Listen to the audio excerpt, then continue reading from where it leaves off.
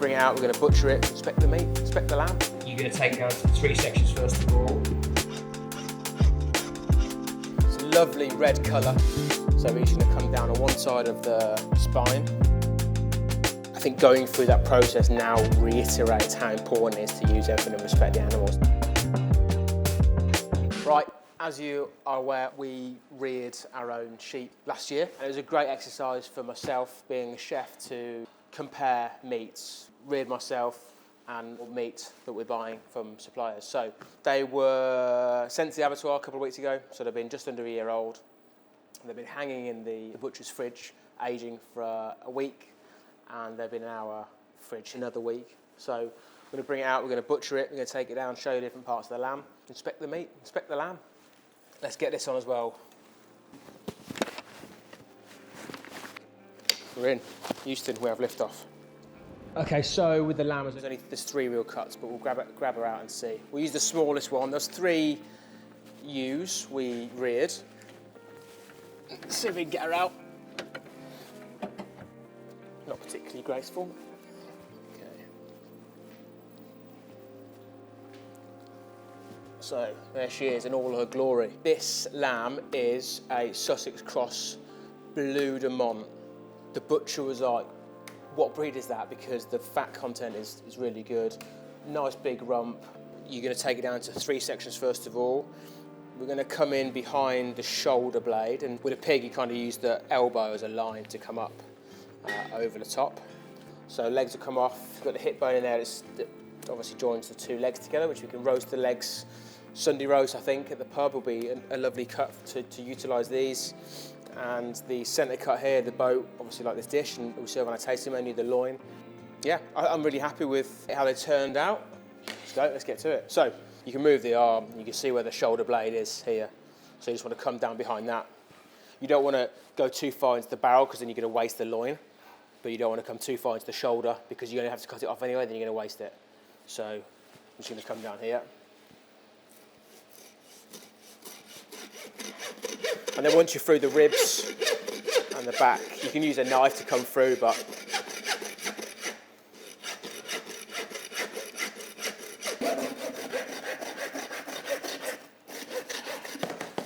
right. And it's a lovely red colour. You've got a little bit of the shoulder blade in there, in the top. That's fine, that's normal. At least you're getting all that loin. You just don't want to take too much of the shoulder and have to cut it off. You leave it on here so you can braise these and use this in other ways. And we're going to do exactly the same thing here, really. You can look where the legs are. You don't want to take too much of the loin. You're going to come off the back, the leg here. You've got all that barrel to work with.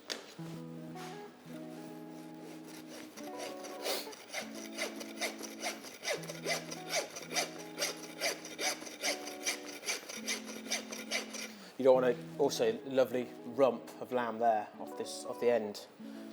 That pave there and there. You want to make sure you're not going into that. Again, you're going to waste another cut.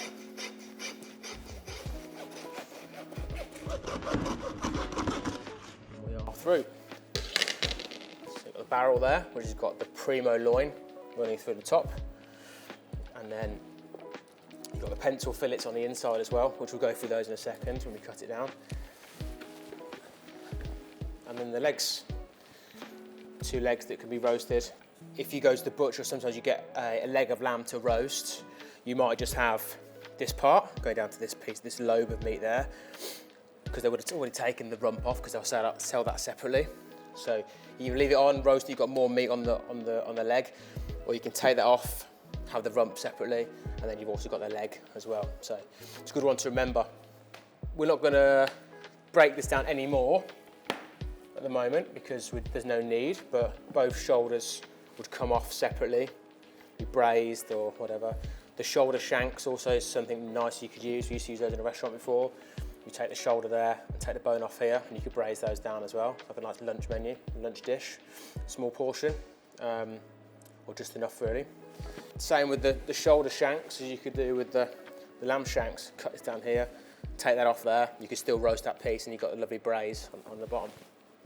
So shanks, leg, rump, loin, pencil fillets. We can show you that now, to be fair, if you want to do that now. So inside, all where the vital organs are, they've obviously been removed. The kidneys are secured in this fat. They've been taken out when they were butchered, but they hang in this fat. It's all surrounded by here.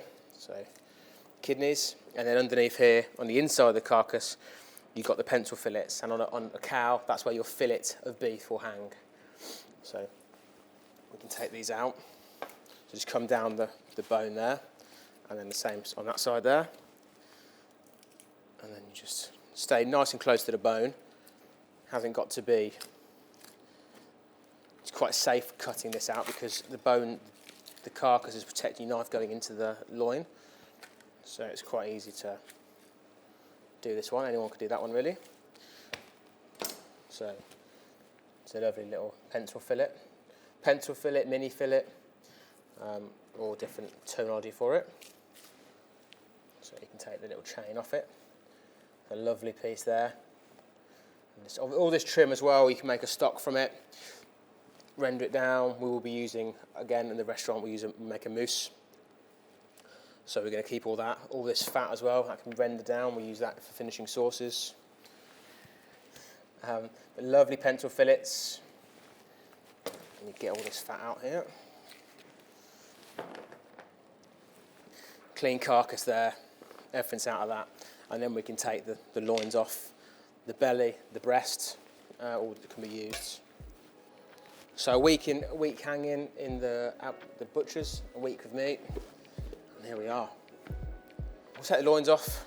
Now, like I said, we're going to leave the legs, we're going to leave the shoulders, take these off. So we're just going to, it's hard on the pass, it's quite high up, but it's okay. So we're just going to come down on one side of the spine, and then we're going to go down the other side of the spine and just follow you're going to follow the bone really, follow it down.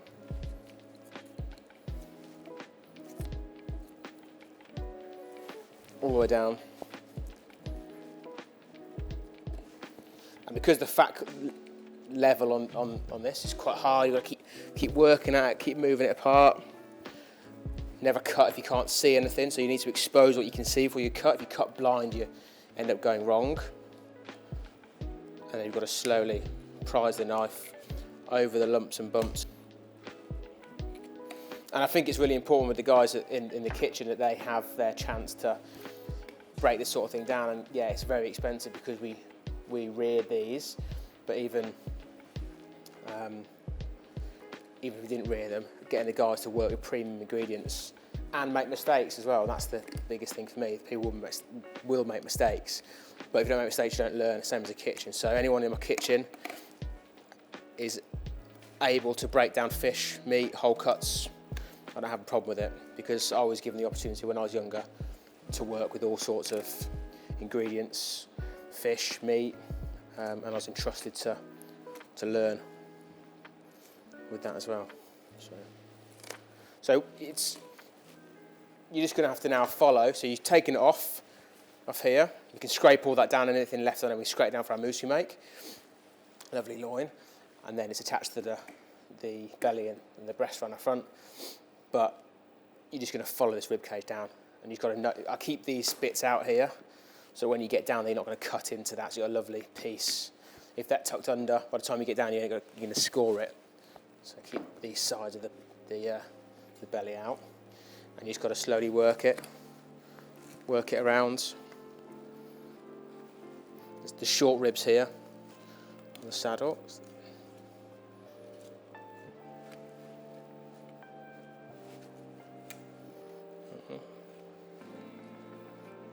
Come off, and then just keep following it all the way around, and you can pull it off it because it's been hung properly, and the fat starts to dry out. It will like pull. You hear that? It will pull away a little bit. So you haven't got to. I'm just going to cut it off. Just cut it away. I'm just going to square this off. Remove all the drier parts of the very thin, you wouldn't be able to get a nice portion out of that anyway, so that's to be removed. But yeah, so that's the loin on here, lovely fat covering on there, then the belly, or breast, as it may be referred to as well. So this is the part here, the loin, the primo part, not very fatty, it's quite lean, so that's that. We can just pull that off the fat here. Again, you don't need to cut. If you don't need to cut it, don't cut it. It'll just come away because it's dried nicely. It's had nice, hung well. Yeah, that's that. And then we'll do the other one off as well. And then what we're going to do is we're going to take this loin out of here for now because we're going to use this now. And then you can get away with pulling it away to an extent.